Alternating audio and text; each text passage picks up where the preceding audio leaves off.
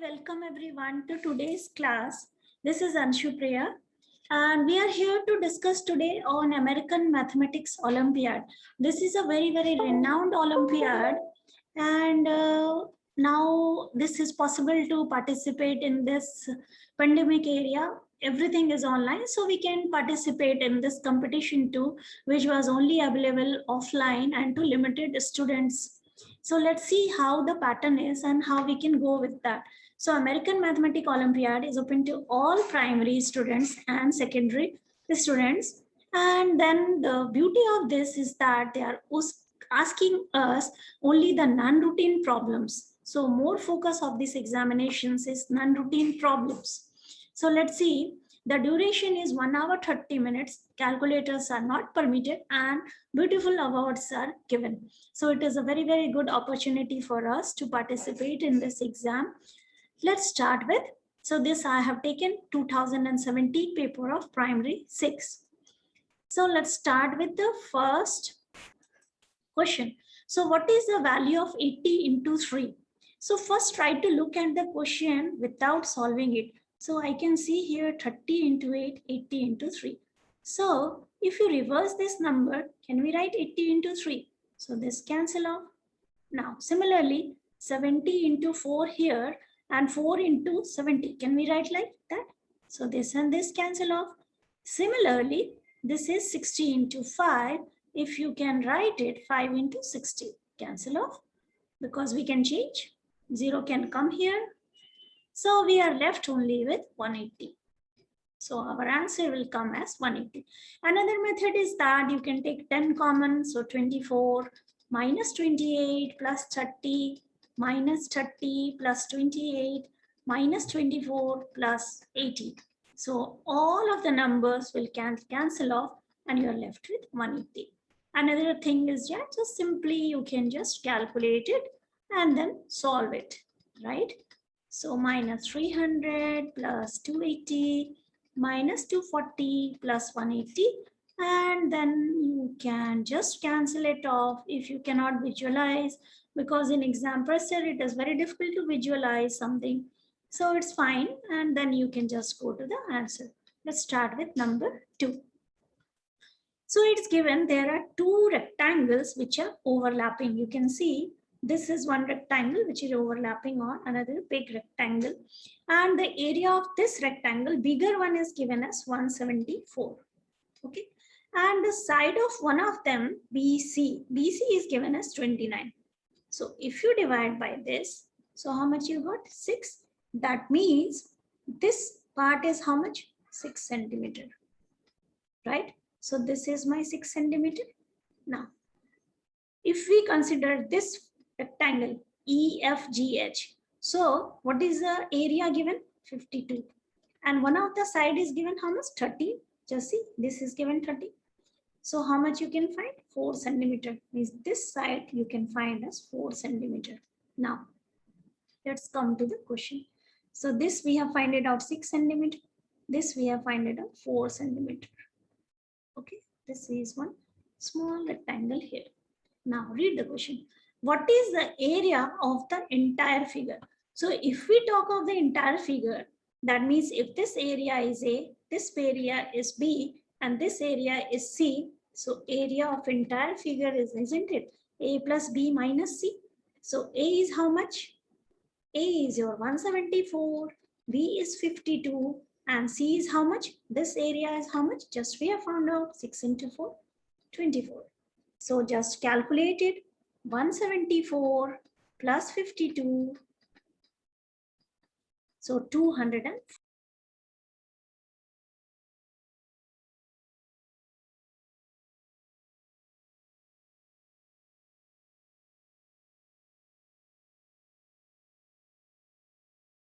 So now see this question.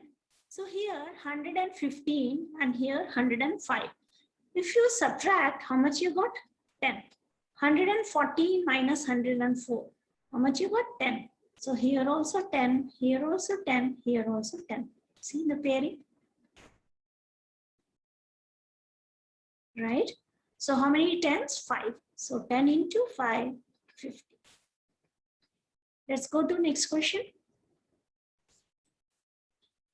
So Larry's 3-digit number satisfy the following condition.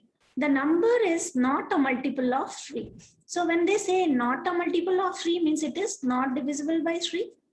Now, exactly one of the digit is a prime number. Now, one of the number is a prime number. And then another number is a square number. So a square number meaning is like 1 square is 1, so it can be 1. 2 square is 4, so 4. 3 square is 9, so it could be 9, like that. Now they say, what is the largest possible value of Larry's number? So definitely your first number must be 9. Then only you can make a largest possible 3-digit number. This would start with 9. Okay, so 9 is your square number. Okay, now nearest to it, the largest number is 8. Let's place 8 here.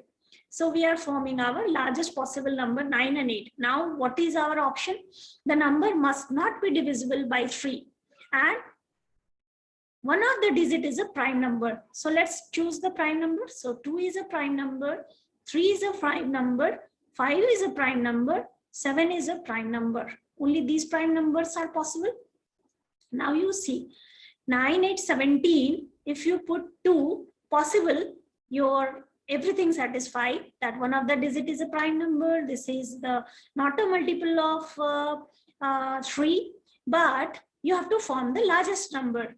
So if you put here 3, then also possible, but largest number not possible, put here 5. So 9, 8 plus 5, 13. Is it divisible by 3? No. Now put here 7.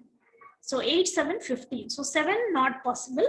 Rest number are possible. Out of 2, 3, 5, largest is 5. So we will make our number as 985. Let's do the next question. So hope you all understand with this.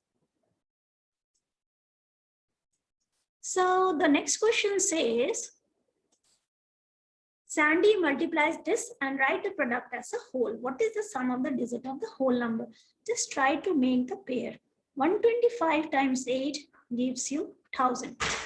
25 times 4 gives you 100. And then 5 times 2 makes 10. Because these numbers will not be counted in our multiplication when we are taking sum. Why? Because these are all zeros. So now what left? 77. Followed by how many zeros? As many zeros. 0 adding any times will be 0. So the sum of the digits will be only 14. 0 will not be counted. So 77 followed by as many zero. We are not concerned about that. And so we got the answer. Let's go to the next. Now, see this question. The cost of 2 pencils. So the cost of 2 pencils plus 3 markers is 3.80. And 5 pencils and 4 markers is how much? 5.90. So they are asking you 26 pencils and 25 markers. One way is that you multiply this by 4. And another time you multiply this by -3. So this become 12, this become -12, and then you eliminate and then find your answer. But this will be a very, very lengthy method, traditional method of elimination, or even you can go by substitution method, another a very, very lengthy method. Now you try to make 26 pencils and 25 markers by multiplying some way. See, if you multiply this by 4, 5, 4, 20. And if you multiply this by 3, see, coming 6. Let's try to fix it. So here it's come 26 pencils. See, 5 times 4, 20 plus 6, 26. And here 16 plus 9, 25 markers. Am I able to get the answer? Yes, very fast. See, 3.8 into 3 plus 5.9 into 4. So try this method whenever you encounter any simultaneous equation problem without finding the individual variable this time. Try to fix it that way whenever you have to find cumulative like 26 pencils and 25 markers. You will be able to sort out by this method very, very easily. Just try to figure it out. 3.8 into 3 plus 5.9 into 4 will give you 35. and $35 will be the answer for this question. So hope you are enjoying it. Let's try this question. So question number 7, it is given that 2 to the power 5 means they have written the prime factors of the number like that. So 4096, if you factorize, so 4096 will come 8 into 512. So can we write as 8 to the power 4? Because 512 is the cube of 8, means root of 512, cube root is 8. So you can go by 8 to the power 4. Now you see, so if you convert in 2, so can we write 2 to the power 3 and it becomes 4. So 2 to the power 12. Okay. So can we keep on writing like 4 to the power 6? Because can we write this one as 4, 2 to the power 3. So this is 2 to the power 12. Can you write as 4 to the power 6? Because 2 to the power 2 and then 16. So 4 to the power 6. Similarly, we can write 8 to the power 4, 16 to the power 3, and 64 to the power 2. What you have to do? You have to continue till b is a whole number greater than 1. So 64 to the power 2, we can continue. And now the sum of a. So a is what? What is a here? A is our all the base. So 2 plus 4 plus 8 plus 16 plus 64. So if you add them all up, so what is coming? 94. And that's give you the answer of this question. So they generally little tough, not very tough, but your concepts will be very strong, and then only you can able to crack this question in exam scenario. Let's try question number 8. So 10 standard dice, each showing a different number from 1 to 6 are rolled and the top faces are added. How many different possible number are possible? So if each dice shows 1, the total is 10. See, if each dice shows 1, the total is 10. 1, 2, 3, 4, 5, 6. Okay. Means they are taking 10, no? So we are checking the smallest numbers. Suppose worst case scenario we are taking. If we are considering all the numbers having, all the dice having one number, then the sum will be 10. All the numbers in the dice are 1, then the sum will be 10. Similarly, if all the numbers will be 6, then what it will be? 60. So all the whole numbers, sum from 10 to 60 inclusive are possible. There will be none other number. All the numbers from 10 to 60 will be possible because minimum is 10 and maximum is 60. These are all the whole numbers up to 60 except for 1 through 9. So we will be subtracting 9, which gives you 51. And that would be the answer of this question. Let's go to next question. So how many perfect square less than or equal to 500 are the sum of 3 consecutive whole numbers? So how many perfect square less than or equal to 500 are the sum of 3 consecutive whole numbers? So first we'll write all the perfect square, right? So suppose 3 square is 9. 4 square is 16. 6 square is 36. Okay. So what they are asking, how less than are the sum of 3 consecutive whole numbers. So can you write 9 as 2 plus 3 plus 4? See, 9 is coming. 16 can we try? We cannot. So we neglect this. 36, yes. 11 plus 12 plus 13. Possible? Okay. So that means we can do 9. So 9 as 2 plus 3 plus 4. Then we do 36. 11 plus 12 plus 13. And then we do 81. That is 26 plus 27 plus 28. Then we try 144. That is 47 plus 48 plus 49. Then we go to 15 square, that is 225, and that is 74 plus 75 plus 76. And then you go to 18 square, that is 324, that is 107 plus 108 plus 109. And then you have 21 square, that is 441. That is 146 plus 147 plus 148. So how many number? 1, 2, 3, 4, 5, 6, 7. So how many less than or equal to 500? If you go above that, so then it will be more than 500. So only 7 perfect square will be possible. So whose sum will be 3 consecutive whole number. This is a very tricky question asked in the exam. So you have to calculate very patiently to get the answer of this. Let's try number 10.